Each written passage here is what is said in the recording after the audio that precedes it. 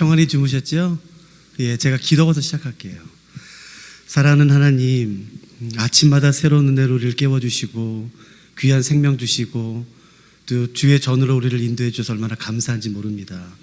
하나님, 이 세상에 수많은 복들이 있지만 최고의 복은 우리가 예수님을 그리스도로 믿게 된 것이고 이 아침에 주의 얼굴을 구하게 된 것임을 믿습니다. 하나님, 저희가 주의 얼굴을 구할 때에 저희에게 주의 얼굴을 숨기지 마시고 주의 충만한 임재하심으로 우리를 가득 채워주실 뿐만 아니라 오늘 하루도 주와 동행하는 삶을 살 수 있도록 도와주시옵소서. 하나님, 오늘 주의 전에 나올 때에 귀한 예물을 준비한 손길들이 있습니다. 다 기억하시고 한 분 한 분 주의 성령으로 축복해 주시기를 간구합니다. 하나님, 이것이 단지 돈이 아니라 여기 우리의 마음을 담았습니다. 감사를 담은 분에게는 그 감사의 깊이가 더 깊어지게 하시고 더 넓어지게 하시고 더 감사가 풍성해질 수 있도록 축복해 주실 뿐만 아니라 하나님, 혹시 눈물의 기도가 담겨 있다면 하나님 그 눈물을 주님께서 친히 닦아주시고 회복시켜 주시고 신원해 주시고 하나님, 빨리 그 슬픔이 눈물이 기쁨과 춤으로 바뀔 수 있도록 하나님 역사해 주시기를 간구합니다. 하나님, 오늘 우리가 주의 보좌 앞에 모여 있습니다. 살아계신 하나님의 그 은혜가, 그 말씀이 우리 가운데 들려질 수 있도록 도와주시옵소서. 감사합니다. 사랑하는 예수 그리스도의 귀하신 이름으로 함께 기도드렸습니다. 아멘. 제가 몰랐는데 지금 이곳에 나와 계신 분들도 계시고 또 주안 성전에 계신 분도 계시다고 하시더라고요. 그리고 온라인으로 예배 참석하신 분도 계실 텐데 모두 환영합니다. 이 아침에 함께 하나님의 말씀을 나누게 돼서 얼마나 기쁜지 모르겠습니다. 오늘 함께 나누려고 하는 말씀은 요한계시록 1장인데 1장에 들어가기 전에 저희가 잠깐 공부 좀 하려고 해요. 너무 아침이라서 괜찮으시겠죠? 예, 죄송합니다. 요한계시록을 해석할 때에 몇 가지 사실은 기본적으로 가지고 있어야 되는 지식들이 있어요. 저희가 그런 것들을 이번 기회에 다 살펴볼 수는 없겠지만 그래도 이것만큼은 절대로 놓칠 수가 없어서 제가 설명드리려고요. 하나는 상징이라는 것이에요. 요한계시록을 해석할 때에 이 상징은 굉장히 중요합니다. 저는 성경 가르치는 사람이에요. 상징은 성경에서 해석하기 가장 쉽습니다. 절대 어렵지 않아요. 단 원칙만 지키면. 그러나 원칙, 가장 기본적인 원칙을 지키지 않을 경우 가장 위험한 게 상징이에요. 절대로 상징이라는 것은 내 마음대로 해석하면 안 돼요. 성경을 해석하는 그 기준은 읽는 사람에게 있지 않아요. 본문에 있습니다. 그러니까 그런 것들을 다 자세히 설명드리지 못해서 정말 죄송합니다만, 아무튼 상징이라는 것은 굉장히 중요한 의미를 담고 있고 그 해석하는 원칙 몇 가지만 알면 세상에서 가장 쉬운 해석이지만 그 원칙을 벗어나면, 지키지 않으면 가장 위험한, 실제로 이단들이 이것 때문에 많이 넘어지기도 하죠. 또 건강한 교회 다니는 분이라 할지라도 사실은 이단은 아니라 할지라도 성경을 굉장히 왜곡해서 이해하신 분들이 많으세요. 그 이유 중에 하나는 뭐냐면은 상징을 잘못 이해하기 때문에 그래요. 상징을 해석하는 네 가지 중요한 원칙은 뭐냐면은 역사 안에서 해석하셔야 돼요. 문화 안에서, 그리고 언어 안에서, 그리고 마지막 본문의 흐름 안에서 이 네 가지만 지키면 상징은 안전합니다. 아무 문제 없어요. 제가 예를 하나 들어드릴 테니까 한번 들어봐 보세요.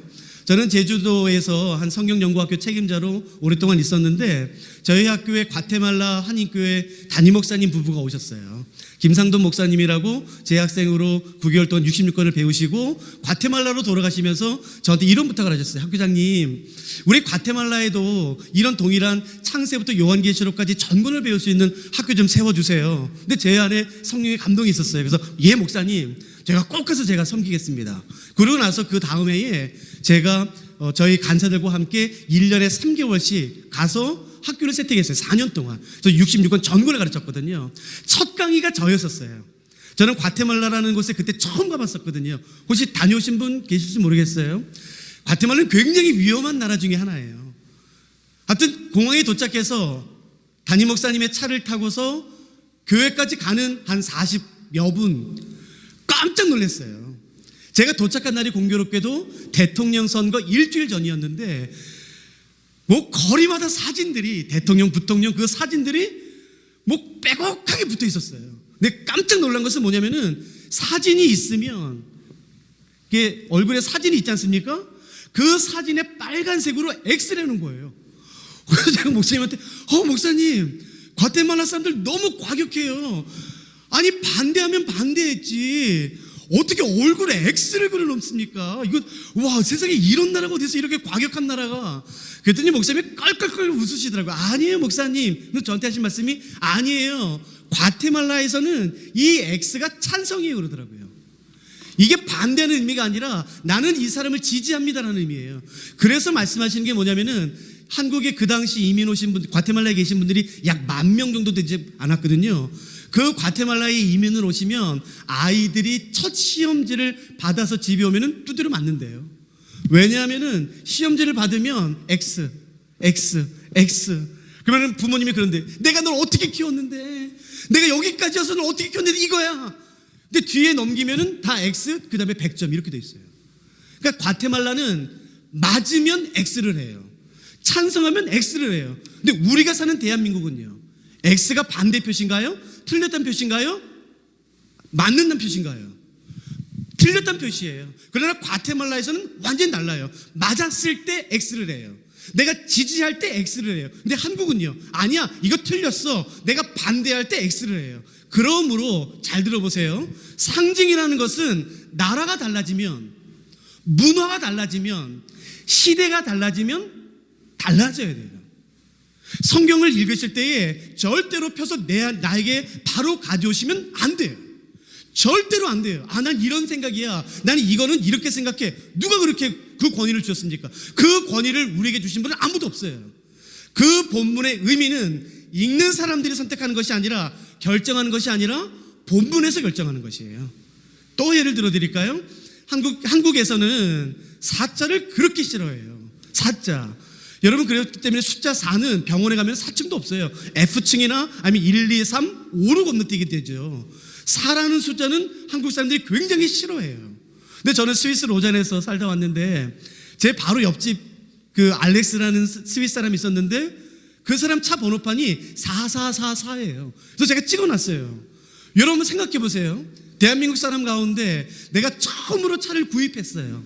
그래서 번호판을 받으러 갔어요. 번호판을 받으러 갔더니 4444예요. 하실 거예요? 여기 혹시 또 그런 분 계세요? 대부분 안 하죠. 싫어, 이거 별로 싫어, 안 하겠죠. 그래서 제가 사진을 찍은 다음에 알렉스한테 물어봤어요. 야, 니 괜찮냐? 이 4가 4번이나 있는데. 저한테 그래요. Why not? 야, 좋지 않냐? 4라는 숫자가 4번이나 반복되는 이거 해군 아니냐 그러더라고요. 어떻게 그렇게 생각해요? 스위스 사람은 그렇게 생각할 수 있어요. 그러나 한국 사람은요, 절대 그렇게 생각하지 않죠. 한국 사람은 4를 싫어해요. 미국 사람도 4를 싫어할까요? 그러지 않아요. 미국 사람들이 싫어하는 숫자가 있지요. 뭔가요? 13이에요. 그러므로 한국에서 4의 의미가 미국에서는 13의 의미예요. 그러니까 나라가 달라지면 의미를 나타내는 상징도 달라지게 돼 있어요. 한국 사람들이 좋아하는 숫자가 뭔지 아세요? 7은 기독교이기 때문에. 한국 사람들이 좋아하는 숫자는 3 아니면 5입니다. 그러면은 모든 나라 사람들이 다 3이나 5를 좋아하지요? 중국 사람들이 좋아하는 숫자는 몇인 것 같으세요? 그렇죠, 아시잖아요. 왜 8을 좋아해? 3이지, 5지, 아니면 7이지. 그렇게 말씀하시면 안 돼요. 한국에서 3이나 5, 그러니까 7의 숫자의 의미가 중국에서는 8의 의미를 가지고 있어요. 그렇기 때문에 다시 말씀드리지만,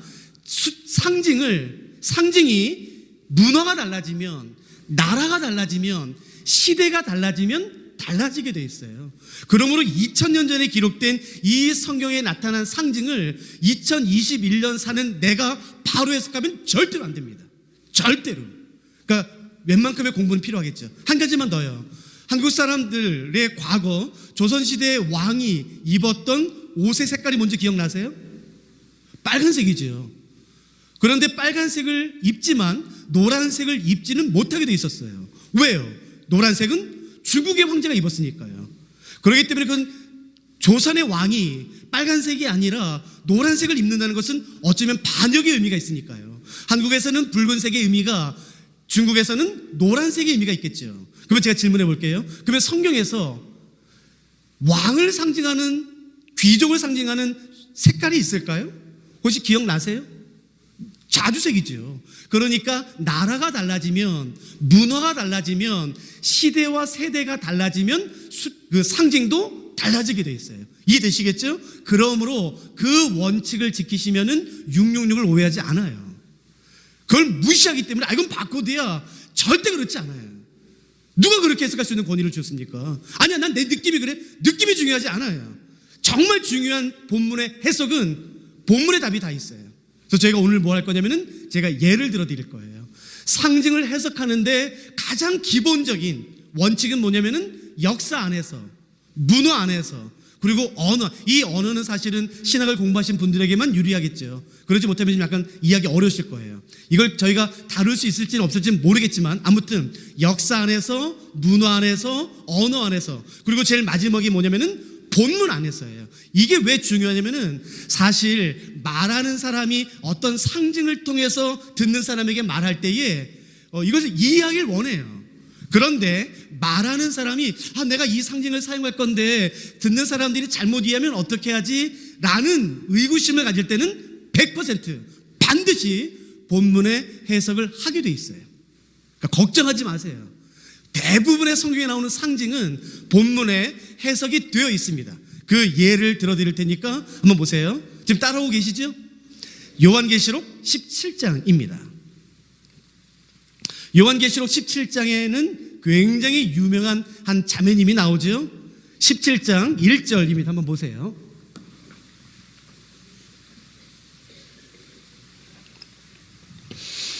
요한계시록 17장 1절에 나오는 상징을 제가 한번 풀어볼게요.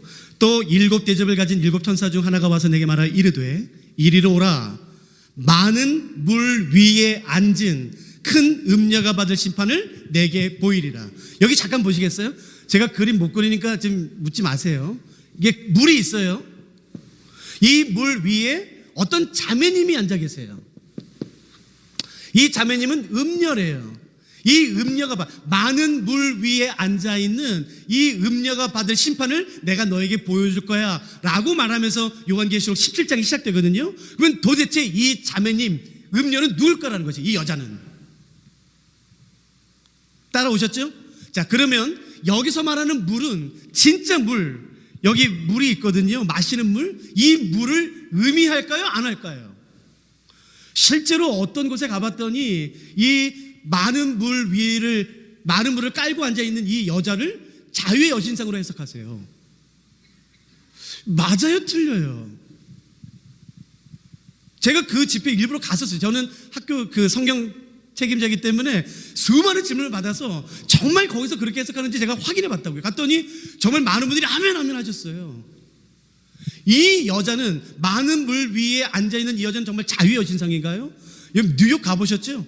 안 가보셨어요? 뉴욕 가시면 정말로 이 자유의 여신상이 땅 위에 있지 않고 땅 바로 앞에 좀 나가서 섬 같은 데 위에 있어요. 물 위에. 정말 맞는 것 같아요. 그러니까 이걸 해석하기 위해서는 어떻게 되냐면은 이 물이 정말 물인지를 해석할 필요가 있겠죠. 제가 지금 뭐라고 말씀드렸냐면은 성경에 나와 있는 상징의 대부분은 본문의 해석을 하고 있어요. 이 물이 뭘 의미하는지 한번 잠깐 보실까요? 요한계시록 17장 15절 말씀입니다.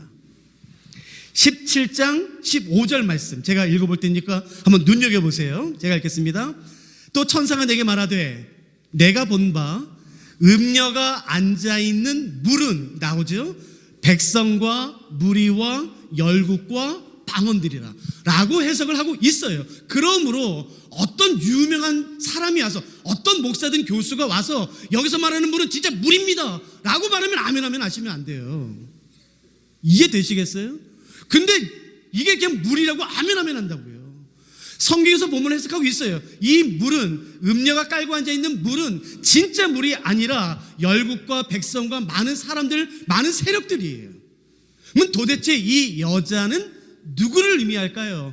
이 요한계시록 17장 안에만 이 여자가 의미하는 것이 무엇인지 7가지로 설명하고 있어요. 한번 잠깐 보실까요? 5절 보세요. 그의 이마에 이름이 기록되었으니 비밀이라 큰 바벨론이라. 이 여자의 이마에는 바벨론이라는 이름이 기록되어 있대요. 또 어떤 특징이 있는지 보세요. 6절은 굉장히 중요하죠. 또 내가 봄에 이 여자가 성도들의 피와 예수의 증인들의 피에 취한지라.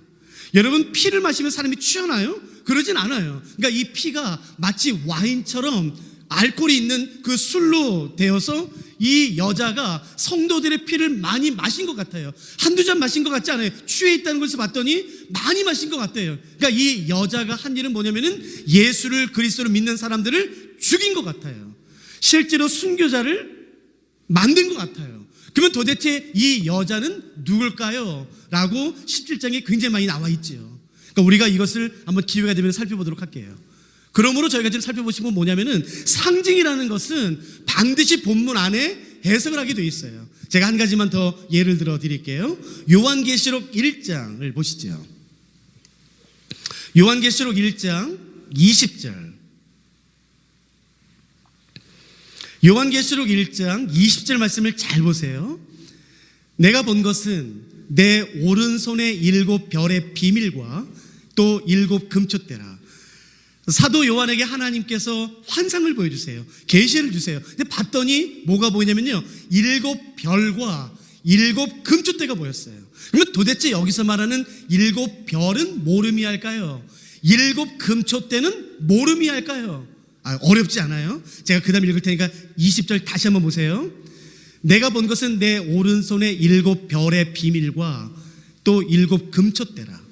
7 별은 7 교회의 사자요, 7 촛대는 7 교회니라. 7 촛대가 뭐라고요? 7 교회라고요. 그러므로 요한계시록을 읽다가 1장부터 22장까지 촛대가 나왔다. 그러면 반드시 무엇으로 해석해야만 될까요? 그건 교회예요. 왜요? 난 싫어. 나는 촛대는 성령으로 해석할래. 아니야, 나는 촛대는 뭘 해석할래. 그게 왜 중요해요? 전혀 중요하지 않아요. 왜냐하면 요한계시록 본문 자체가 촛대는 교회야 라고 해석하고 있기 때문에 그 이외의 해석은 받아들이시면 절대 안 되는 것이에요. 자, 이해되셨죠? 다시요. 요한계시록 1장 20절에서 촛대는 교회라고 해석을 하고 있어요. 그러므로 1장부터 22장 전체를 읽다가 촛대가 나왔다, 그러면 그것은 반드시 교회로 해석하셔야지만 돼요. 여기까지 되셨죠? 그러면 제가 바로 그 다음 절인 2장 1절을 읽어드릴 테니까 지금 예수님이 어디에 계신지 여러분이 저에게 대답해 주세요. 제가 2장 1절을 읽을 테니까 예수님이 어디 계신지 여러분이 저에게 말씀해 보세요. 2장 1절. 에베소 교회의 사자에게 편지하라. 오른손에 있는 7 별을 붙잡고 7 금촛대 사이를 거니시는 이가 이르시되. 자, 2장 1절에 의하면 지금 예수님은 어디 계신가요? 교회 사이에 계세요. 그러면 당신은 왜 예수님이 교회 사이에 계시다고 말하나요? 라고 질문한다면 우리가 말할 수 있겠죠. 1장 20절에서 촛대는 교회를 의미합니다. 근데 지금 2장 1절에 예수님이 촛대 사이를 거니신다고 말하니까 우리는 이 본문을 예수님께서 지금 교회 사이에 계신다라고 해석할 것입니다 라고 말하면 안전해요. 하나 더요. 1장 13절 말씀을 읽어드릴 테니까 지금 예수님이 어디에 계신지 여러분이 대답해 보세요. 1장 13절 제가 읽어볼게요. 촛대 사이에 인자 같은 이가 계세요. 촛대 사이에 인자 같은 이가 계세요. 자, 그러면 예수님은 지금 어디 계신가요? 교회 사이에 계세요. 그렇게 해석하는 것이에요. 여기까지 되시겠죠? 그러면 제가 지금 해석한 것과 어저께 말씀드린 것을 연결해서 질문해 드릴 테니까 한번 대답해 보세요. 지금 예수님은 어디 계시냐면은 교회 사이에 계세요. 그리고 교회 사자들을 오른손으로 붙잡고 계세요. 근데 지금 교회는 박해 가운데 있습니다. 고난 가운데 있어요. 환난 가운데 있고 순교 가운데 있고 어려움 가운데 있어요. 왜 예수님이 교회 가운데 계신데 교회가 어려움 당하나요? 왜 하나님 백성인 그리스도인들이 어려움 당하고 고난을 당하나요? 만일에 교회가 그리스도인들이 예수님으로부터 멀리 떨어져 있기 때문에 고난을 당하는 것이다? 그럼 이해가 되지요. 그럼 빨리 예수님께 가야지요. 아니요. 예수님이 지금 교회 여기 계세요. 여기. 그리고 붙잡고 계세요. 근데 왜 교회는 고난 당할까요? 왜 그리스도인들은 어려움, 환난, 죽음의 위협과 공포와 두려움에 직면해야만 되나요? 지금 예수님이 교회 가운데 계신데 왜? 그러니까 이 고난은 우연일까요? 아닐까요? 이 고난에는 하나님의 우리가 아직은 알지 못하는 하나님의 뜻이 있을까요? 없을까요? 있겠죠. 여러분, 예수 믿으면 어떤 고난도 당하지 않는다? 그건 거짓말이에요. 우리가 요한계시록을 통해서 배울 것입니다. 이 고난에 어떤 의미가 담겨 있는지, 왜 예수님께서 교회 가운데 계신데, 왜 예수님께서 이 오른손으로 7뼈를 붙잡고 계신데 왜 교회는 고난당하는가, 어려움당하는가? 아니요, 예수님이 교회에 계셔도 교회는 어려움당할 수 있어요. 그러나 그것은 버려짐이 아닌 것이죠. 그 고난 가운데 숨겨져 있는 하나님의 놀라운 뜻이 있다라고 요한계시록이 말하는 것이며, 이 고난을 통해 하나님께서 누구도 상상하지 못했던 놀라운 일을 행할 것이다 라는 것이 요한계시록이에요. 그것이 바로 6장 그리고 12장입니다. 이것은 저희가 이 기간 동안에 반드시 풀 거예요. 다시 한번 정리하자면, 상징이라는 것은 절대로 내 마음대로 해석하시면 안 돼요. 역사 안에서, 문화 안에서, 그리고 언어 안에서, 본문 안에서만 해석하는 것이 원칙이고, 내가 이게 무엇일까? 라고 궁금하다면 반드시 본문을 살펴보시는 것이 건강합니다. 왜냐하면 그 본문 안에 대부분의 해석이 나와 있기 때문에 그래요. 그리고 특별히 요한계시록은 구약과 많이 연결되기 때문에 아마도 오늘 저녁부터는 구약과 연결시켜서 제가 많이 설명드릴 것 같습니다. 여기까지 따라오셨죠? 자, 그 다음에 저희가 살펴보고 싶은 것은 1장 2절부터 이제 오늘 본문 들어가도록 하시죠. 요한계시록을 보시면 유독 많이 반복되는 어떤 한 단어들이 있어요. 그 1장 2절 말씀을 한번 보시죠. 제가 읽겠습니다. 1장 2절. 요한은 하나님의 말씀과 예수 그리스도의 증거, 곧 자기가 본 것을 다 증언하였느니라 라고 되어 있어요. 여러분 잠깐만 보세요. 증언한대요. 증언. 여러분, 증언하는 사람을 우리는 누구라고 부르나요? 증인이라고 부르죠. 이 증인이 증언하기 위해 필요한 것은 뭐냐면은 증거예요. 그러니까 이것이 굉장히 많이 나와요. 그러니까 요한계시록 안에는 이 증인이라는 표현이 굉장히 많이 나오죠. 그러니까 보세요. 증인이 하는 일은 뭐냐면은 어려운 수학이나 물리의 법칙을 설명하는 게 아니라, 증인은 단지 본 것, 들은 것, 알고 있는 것을 사실대로 말하기만 하면 돼요. 그러니까 증인의 역할은 사람들에게 어려운 이론이나 어려운 것을 쉽게 설명하는 사람이 아니라, 증인은 그냥 본 것, 들은 것, 알고 있는 것을 사실에 입각해서 말하기만 하면 돼요. 그러므로 증인에게 있어서 가장 위험한 죄, 무거운 죄는 뭐냐면은 위증이에요. 봤어요. 근데 안 본 것처럼 말해요. 들었어요. 근데 못 들은 것처럼 말해요. 알고 있어요. 근데 모르는 것처럼 말하는 그 위증이 증인에게는 가장 위험한 죄이고 무거운 죄가 되겠지요. 사도 요한은 말해요. 지금 그리스도인들이 어떤 역할을 부여받았냐면은 증인의 역할이에요. 도미텐이 말해요. 진짜 신이 누구야? 그리스도인들은 알지요. 증인으로서 대답해야 돼요. 알고 있는 것만 말하면 돼요. 논리적으로 설명할 필요가 전혀 없어요. 본 것, 들은 것, 알고 있는 것. 누가 신이야? 누가 구원자야? 라는 질문 앞에 한마디만 하면 돼요. 예수 그리스도 라고 말하면 되는 것이에요. 그러므로 만일 그리스도인들이 위증하게 된다면, 글쎄 말입니다, 누가 신일까요? 사람들은 예수라 말하는데 잘 모르겠네요 라고 알고 있음에도 불구하고 위증하게 된다면 어떻게 되냐면은, 죄송합니다만 살 수 있어요. 너무 아이러니하게 그리스도인들이 지금 고난당하는 이유는 죄 때문이 아니라 증인으로 충성된 증인의 삶을 살았기 때문이에요. 위증하면 살아요. 근데 재밌는 건 뭐냐면은 요한계시록에 보시면 그리스도인들이 충성된 증인으로 살기 전에 먼저 충성된 증인으로 사신 분이 계셨다라고 요한계시록에서 말하죠. 그게 1장 5절에 나와 있습니다. 그 충성된 증인이 누군지 여러분이 한번 찾아보세요. 제가 1장 5절 읽어드릴게요. 또 충성된 증인으로 죽은 자들 가운데서 먼저 나시고 땅의 임금들의 머리가 되신 누군가요? 예수 그리스도예요. 그리스도인들은 우리가 충성된 증인으로 살기 전에 먼저 충성된 증인으로 이 땅에서 사신 분이 계셨다라고 성경이 말합니다. 그분은 누구냐면은 예수 그리스도예요. 너무나 아이러니한 것은 예수 그리스도께서 십자가에 달려 돌아가신 이유는 너무나 아이러니하게도 충성된 증인으로 사셨기 때문에 그래요. 사람들이 물었죠. 당신은 누굽니까? 사람들이 말하는데 당신이 하나님의 아들이라 말하는데, 구약 연결 때 바로 그 메시아라 말하는데 당신 도대체 누굽니까? 라는 질문 앞에 예수님이 한마디만 위증하시면 살 수 있어요. 글쎄 말이에요. 왜 사람들이 자꾸 나한테 하나님의 아들이라고 그러는지 모르겠어요. 왜 나한테 그리스도라고 말하는지 모르겠어요. 왜 메시아라고 말하는지 모르겠어요. 저는 잘 모르겠네요 라고 위증하며 살아요. 그러나 예수 그리스도께서 십자가의 고통을 당하신 이유는, 그 처참한 죽임을 당하신 이유는 아이러니하게도 충성된 증인으로 사셨기 때문인 것이에요. 근데 그 충성된 증인으로 사셨던 예수 그리스도께서 그 증인의 바톤을 사도 요한과 초대교회 그리스도인들에게 넘겨주신 것이에요.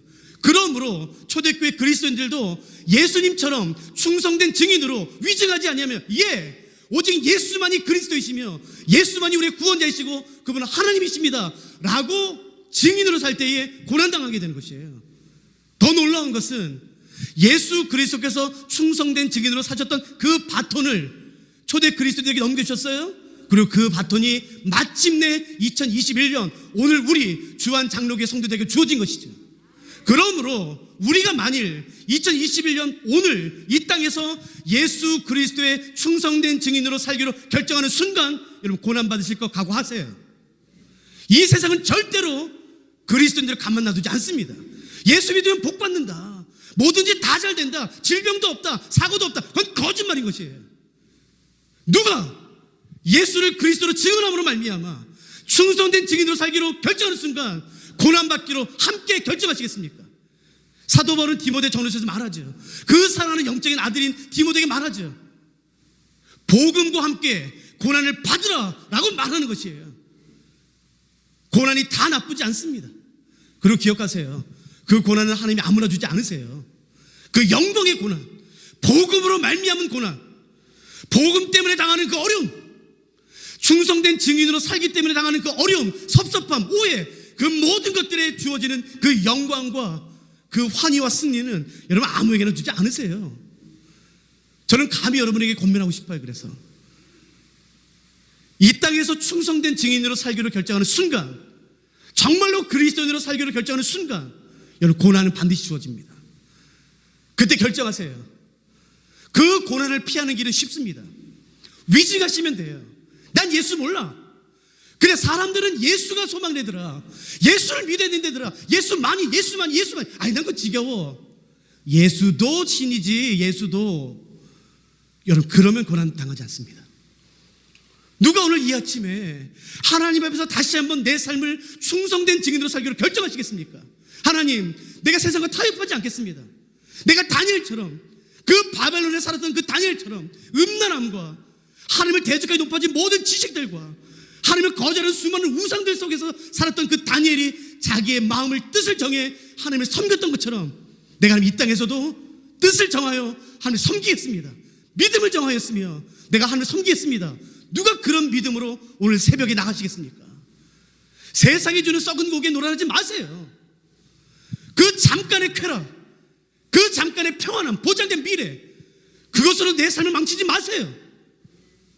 그런 사람은 죄송합니다만 절대 충성된 증인으로 살 수가 없는 것이에요. 하나님, 나에게 예수님에 대한 그 충성된 증인의 삶을 살 수 있도록 내게 성령의 충만함을 어렵게 주시옵소서. 내가 위증하지 아니하며, 하나님 나는 압니다. 예수만이 소망이라는 것을 내가 압니다. 예수 안에 생명이 있음을 압니다. 그 충성된 증인으로서 세상에 바르게 증거할 수 있는 삶, 그것이 오늘 우리에게 회복되어야 될 것이겠죠. 또 좀만 더 살펴볼까요? 오늘 본문 6절을 보세요. 이 말씀은 반드시 이해하셔야 돼요. 그의 아버지 하나님을 위하여 우리를 나라와 제상으로 삼으셨다라는 것이에요. 너무나 놀라운 것은 하나님께서 우리를, 그의 백성인 우리를 하나님 나라 삼으셨다는 것이에요. 잘 들어보세요. 하나님께서 우리를, 여기 계신 우리 주한 장로교회 성도님 한 분 한 분을 하나님 나라로 삼으셨다는 것이에요. 하나님 나라로. 그렇기 때문에 이것이 하나님 나라가 되겠죠. 그런데 여기서 한 가지 우리가 분명히 알고 넘어가야 될 것이 있어요. 나라예요, 나라.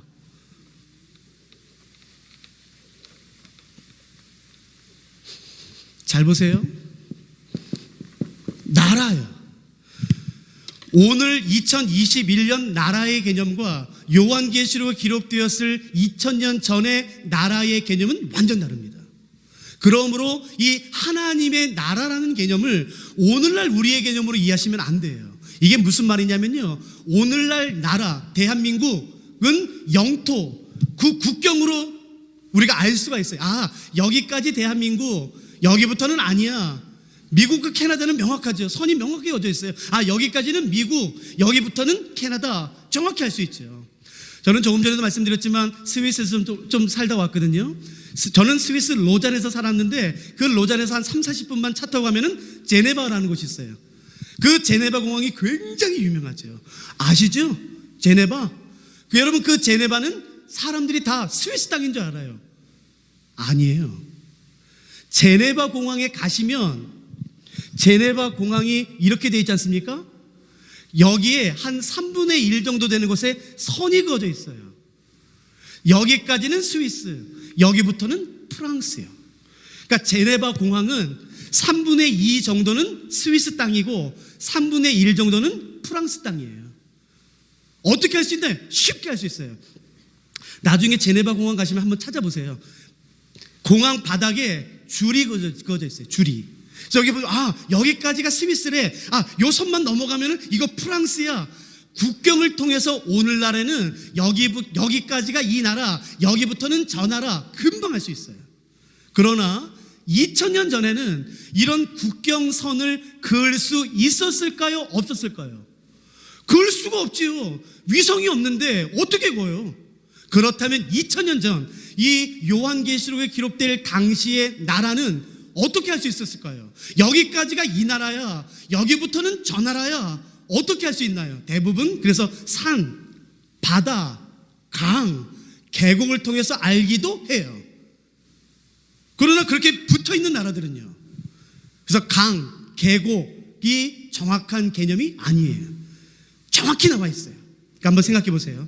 오늘날 나라는 국경선을 통해서, 아, 여기까지가 이 나라야, 여기부터는 저 나라야 라고 알게 되는데, 그러면 요한계시록에 기록될 당시에 나라는 무엇으로 알 수 있었을까? 여기까지는 이 나라래, 여기부터는 저 나라래. 어떻게 알 수 있었을까요? 질문이에요. 저 그렇게 쳐다보지 마세요. 어떻게 알 수 있었을까요? 쉬워요. 나와 있어요.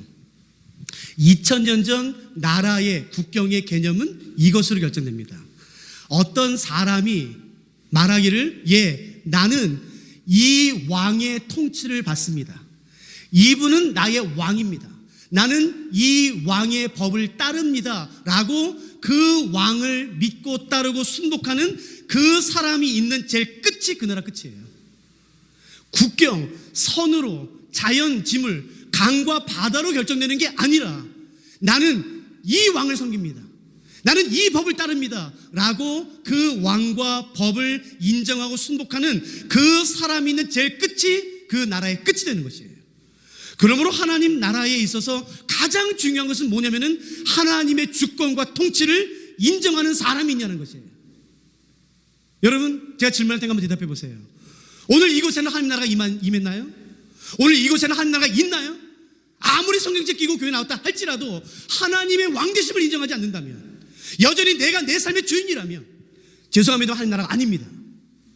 하나님 나라의 성경에서 가장 중요한 개념은 뭐냐면은 하나님이 나의 왕이십니다 라고 하나님의 통치와 주권 앞에 순복하는 그 사람이 있는 그곳이 바로 하나님 나라가 되는 것이에요.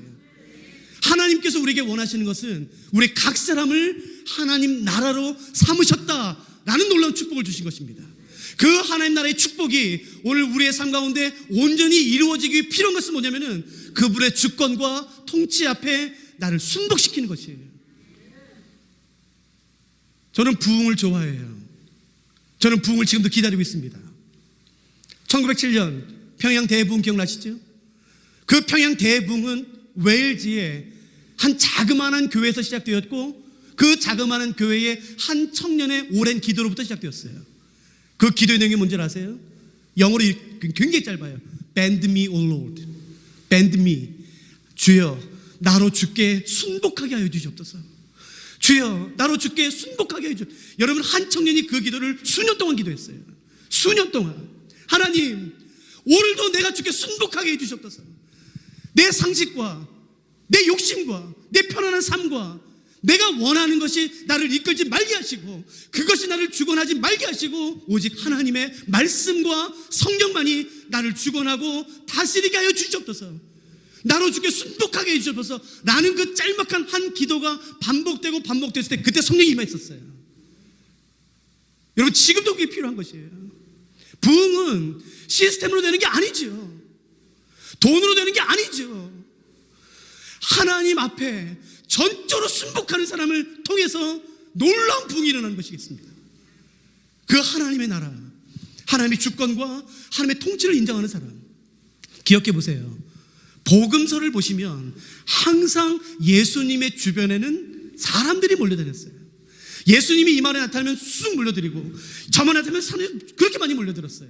그런데 예수님 주변의 사람들은 크게 두 그룹으로, 부류로 나눌 수가 있지요. 한 그룹은 제자입니다. 또 한 그룹은 우리가 무리라고 부를 수 있어요. 무리, 군중. 여러분, 제자나 무리나 모두 똑같이 예수님이 나타나면 좋아합니다. 예수님이 나타나면 환호성을 질러요. 박수를 쳐요. 휘파람을 불러요. 노래를 불러요. 그 예수님을 높여드려요. 예수님이 어디 가든지 다 따라다녀요. 제자든 무리든 예수님 너무너무 좋아해요. 그러나 결정적인 순간이 옵니다. 내 생각과 내 상식과 부딪히는 예수 그리스도의 말씀이 떨어졌을 때 무리는 뒤도 안 돌아보고 떠납니다. 그러나 제자는요, 힘들다 할지라도 그 말씀을 부여잡고 몸부림치며 순복하기 위해 애쓰는 사람들이 제자예요. 우리는 무리입니까? 제자입니까? 우린 제자가 되길 원하는 것이에요. 예수 그리스도의 말씀이 아무리 내 삶과 부딪힌다 할지라도 그 말씀을 순종하기 위해 심지어 내가 그렇게 좋아하는 내 자존심을 버려야 되는 순간이 온다 할지라도 예수 말씀을 따르는 것이에요.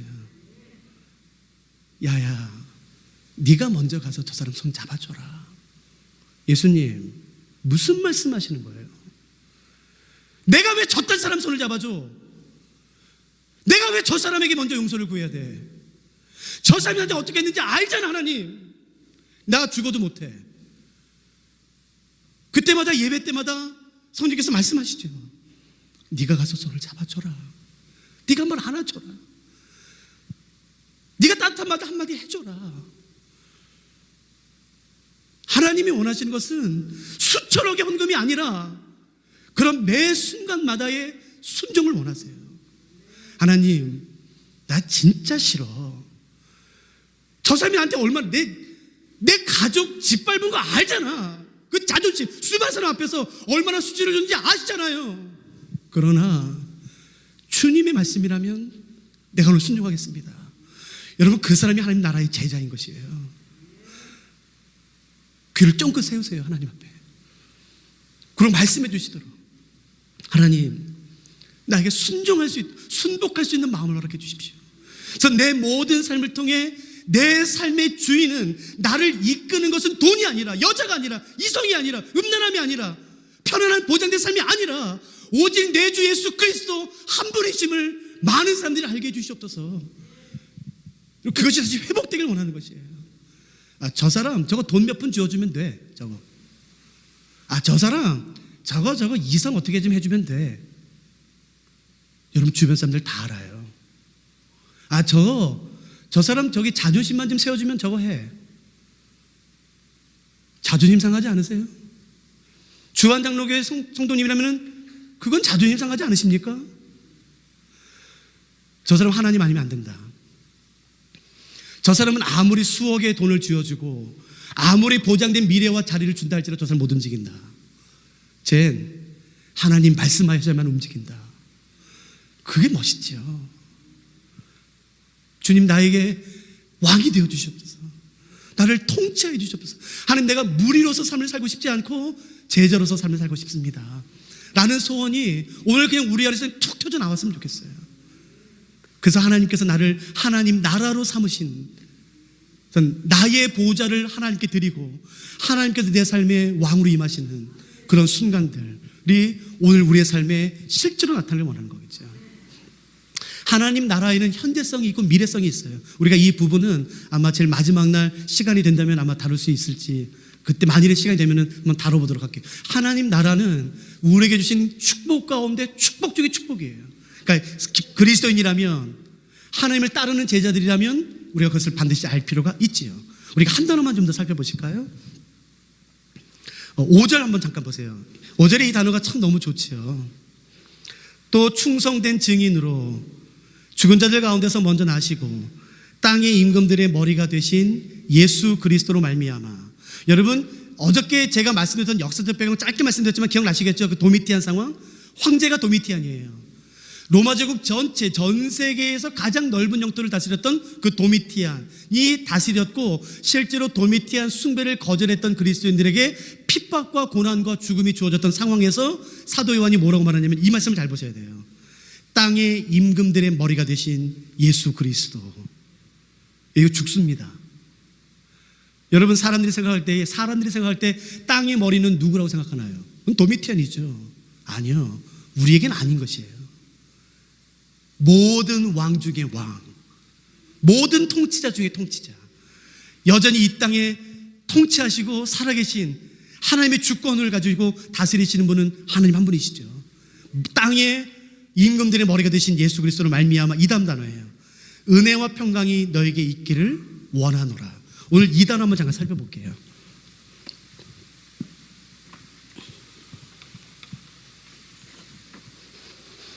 이 단어 보세요. 평강. 성경에 또 어떤 단어가 나오냐면요, 평강, 그리고 평안,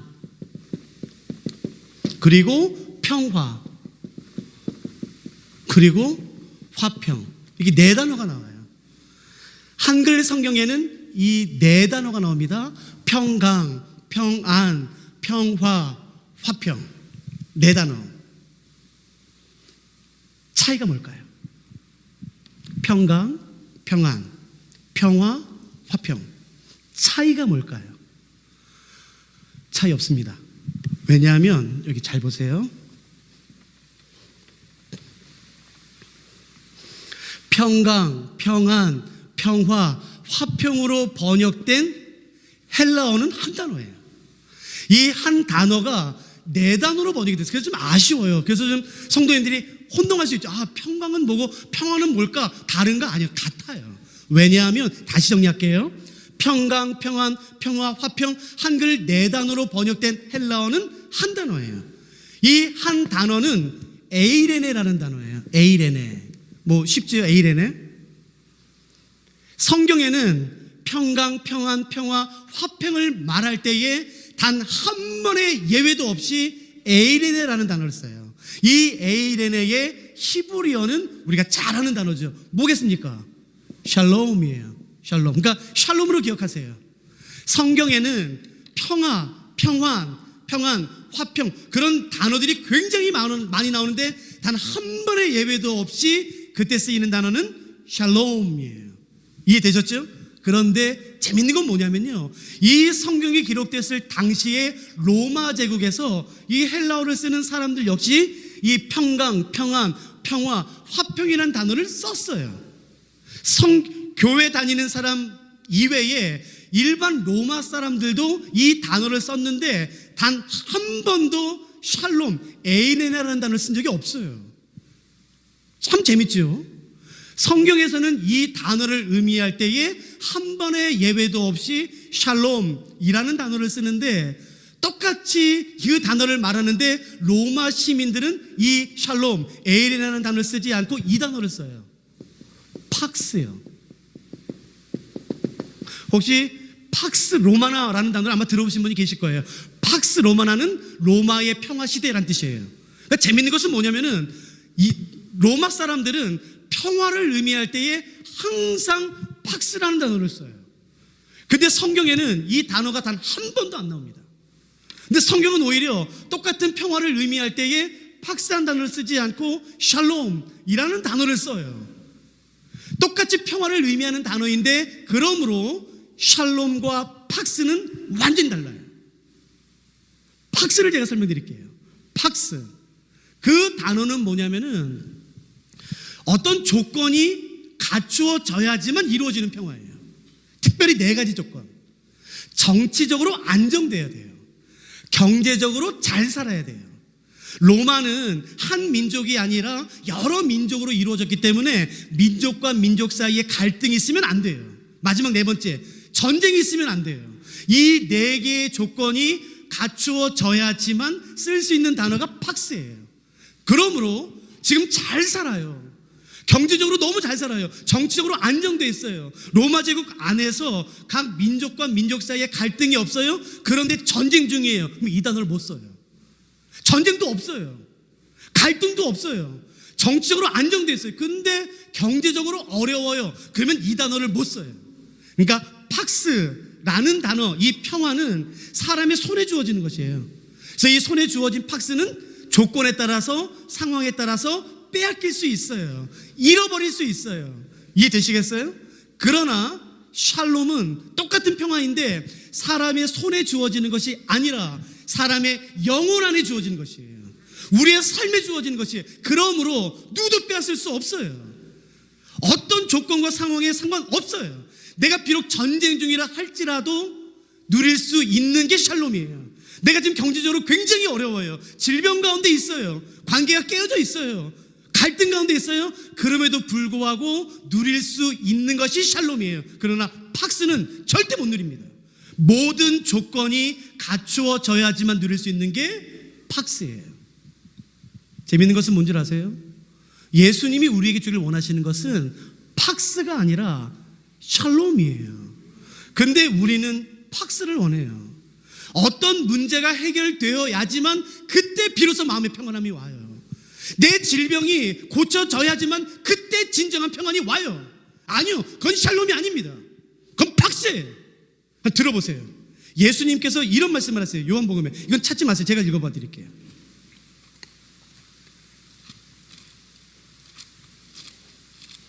들어보세요. 예수님이 이렇게 말씀하시죠. 평안을 너희에게 끼치노니 곧 나의 평안을 너희에게 주노라. 아시죠? 유명한 말씀. 이 다음이 중요해요. 내가 너희에게 주는 것은 세상이 주는 것과 같지 아니하리라. 그렇다면 여기서 말하는 예수님 말씀하시는 세상이 주는 것은 뭘 의미할까요? 팍스를 의미하는 것이에요. 예수님 말씀하세요. 사랑하는 내 자녀들아, 나는 너네들에게 진정한 평안을 주길 원해. 내가 주고 싶은 것은 팍스가 아니야. 샬롬이야. 어떤 조건이 갖추어져야지만 그때 비로소 누릴 수 있는 평안함, 만족감, 안정감이 아니라 어떤 상황 가운데 있다 할지라도 누릴 수 있는 평안함을 나는 너에게 주고 싶은 거야. 내 샬롬을 받아라 라고 말씀하세요. 근데 많은 사람들은, 많은 그리스도인들은 새벽까지 나와서 팍스를 구해요. 하나님, 이거 빨리 문제 해결해 주셔야 됩니다. 이 문제 빨리 그래야지만 내가 평안합니다. 아니요, 죄송합니다만 그런 건 예수 안 믿어도 돼요. 예수님 안 믿어도 문제 해결되면 평안함이 오는 것은 다 인지상정이죠. 하나님이 그의 백성에게, 그의 이름으로 일컫는 그리스도인들에게, 제자들에게 정말 주길 원하시는 것은 어떤 상황에서도 흔들리지 않는 것이에요. 요동하지 않는 것. 그 질병 가운데, 재정의 어려움과 관계 깨어짐과 갈등과 핍박과 오해와 섭섭함 가운데도 누릴 수 있는, 절대 빼앗기지 않는 그 샬롬, 그것을 주길 원하시는 거죠. 성경은 단 한 발의 예외도 없이 100% 샬롬을 씁니다. 팍스를 쓰지 않아요.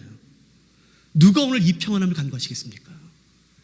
하나님의 나라가 임하면 이게 주어지는 것이에요. 혹시 그런 거 경험하신 적 있으세요? 너무 상심해 있고 분노가 치밀어 오르고 갈등 가운데 있는데 본당문을 열고 들어오는 순간, 아직 예배가 시작되지 않았음에도 불구하고 그 하나님의 임재를 경험할 때에 갑자기 내 분노가 눈 녹듯이 사라지는 경우가 있어요. 그 하나님의 나라가 내 삶 가운데 임할 때에 누구도 이해할 수 없는 그 하나님만이 주시는 하늘로부터 오는 평안함, 평강, 그것이 오늘 우리에게 주어지길 원하는 것이겠죠. 여러분, 이것은 이론이 아니에요. 개념이 아니에요. 실제하는 능력이에요. 실제하는 삼위일체 하나님의 능력입니다. 저는 이것을 오늘 우리가 모두가 받길 원하는 것이에요. 하나님, 오늘 내 삶을 샬롬으로 충만하게 해주셨소서. 여러분, 팍스가 아니라 샬롬을 가진 사람들이 이렇게 질문해요. 근데 참 너는 어떻게 이런 상황에서 웃을 수 있니? 너는 어떻게 이런 상황에서 기뻐할 수 있니? 화를 안 낼 수 있어? 라고 질문하게 돼요. 답이 뭔 줄 아세요? 정말 샬롬을 가진 사람의 답은 이거예요. 몰라. 모르겠어. 그냥 기뻐. 그냥 즐거워. 세상이 이해할 수 없는 그 비밀들을 가진 자. 여러분, 그 사람들이 바로 그리스도인이고 오늘 여기 나와 있는 우리들입니다. 하나님을 대적하는 사람들, 하나님을 대적하여 높아진 그 이론들을 가진 사람들을 부러워하지 마세요. 하나님의 이름으로 일컬음을 받는 그 주의 백성에게 주어지는 그 놀라운 평안함, 하나님의 나라, 그것이 오늘 우리 가운데 충분하게 임하길 원하는 것이에요. 우리 오늘 여기까지 하실까요? 그러면 우리 같이 찬양하시죠. 같이 찬양하고 우리 같이 기도하면 어떨까요? 하나님의 나라, 그 나라가 어떤 나라인지 사실은 하나님 나라를 좀 더 살펴보면 좋겠는데 이건 한번 저희가 마지막 날 시간이 혹시 되신다면 그때 좀 더 살펴보도록 할게요. 우리 하나님 나라 같이 좀 찬양하고 우리 같이 기도하는 시간 갖도록 하겠습니다.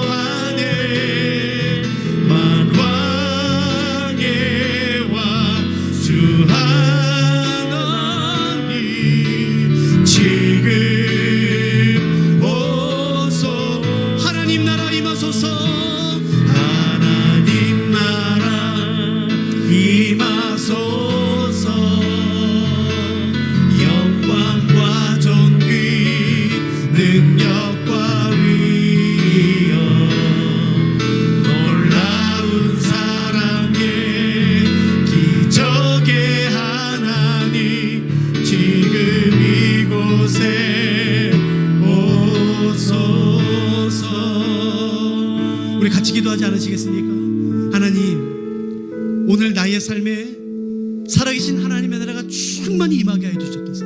하나님의 통치와 하나님의 주권과 사랑과 기적과 평안함과 소망과 생명과 어둠이 물러가고 절망이 깨어지며 사망이 나를 다스리는 것이 아니라 예수 그리스도의 생명이 나를 충만하게 다스리는 그런 하나님 나라로 가득한 삶이 오늘 내 삶 가운데 이루어지게 하시고 나의 가정에, 직장에, 학교에 모든 영역에 주님과 임하게 해달라고 우리 같이 기도하시도록 하시겠습니다. 우리 같이 기도하시겠습니다.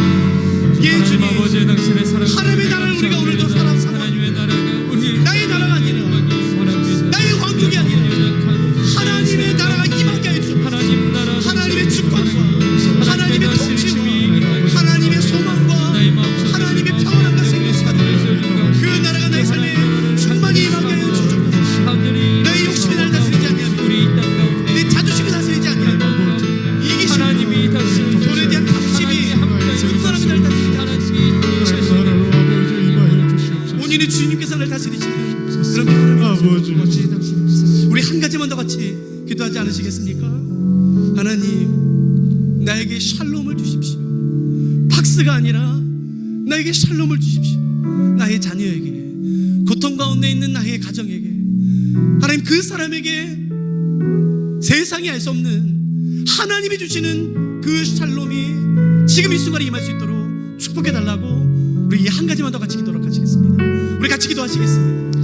하나님 아버지, 당신의 그 평강이 우리의 삶 가운데 임하기를 원합니다. 세상이 주는 어떤 조건적인 것이 아니라 주님의 하나님의 것이 우리 가운데 임하여 주시옵소서. 우리는 연약하고 부족한 이 환경 가운데 우리가 주님을 바라보고 우리가 눈을 들어 주를 바라보고 이 삶을 다스리시고 그러나 주님의 하나님이 우리 삶 가운데 우리가 주님의 은혜가 임한다면 모의 모든 가운데 임하고 그 기쁨의 것이 오늘 우리가 충만해 주시는 주님 땅 가운데 임하여 나를 다스려 주시고 주님 온전히 주관하여 주시고 주님의 평강으로 다른 음성이 들리지 말게 하시고 오직 내가 주의 음성에만 주의 말씀에만 반응할 수 있도록 도와주시옵소서. 하나님, 신이 계시고 남은 자 내가 오늘 하루 종일 주의 말씀을 묵상하는 자가 되게 하시고 주의 말씀으로 내가 오늘도 살아낼 수 있도록 그대로 살아가시는 당신의 그 사랑, 당신의 그 평강을 주시옵소서. 내 주님, 내 주 예수 그리스도가 부활이시며 내 주 예수 그리스도가 생명이시며 소망이시며 선한 목자 되시며 양의 문이 되시며 유일한 구원자이심을 믿습니다. 내 주 예수 그리스도가 나를 온전히 충만히 다스리는 그런 하루 될 수 있도록 도와주시옵소서. 나의 욕심과 자존심과 이기심과 돈에 대한 탐심과 더러운 욕심과 음란함이 나를 오늘 이끌지 않도록, 다스리지 않도록, 주관하지 않도록, 죄가 나를 다스리지 않도록 주의 성령으로 나를 지켜주시고 보호해 주시며 오직 주의 성령께서만, 하나님의 말씀만이 내 삶의 기준이 되어 나를 온전히 인도하고 다스리는 그런 삶을 살 수 있도록 도와주시옵소서. 하나님, 오늘 예배드리는 사랑하는 주한교회 주한 모든 성도님들을 축복해 주셔서 세상이 알 수도 없고 줄 수도 없는 그 하늘로부터 임하는 평안함, 샬롬으로 가득한 삶 살 수 있도록 도와주시옵소서. 감사합니다. 사랑하는 예수 그리스도의 귀하신 이름으로 함께 기도드렸습니다. 아멘. 더 기도하시다가 돌아가시길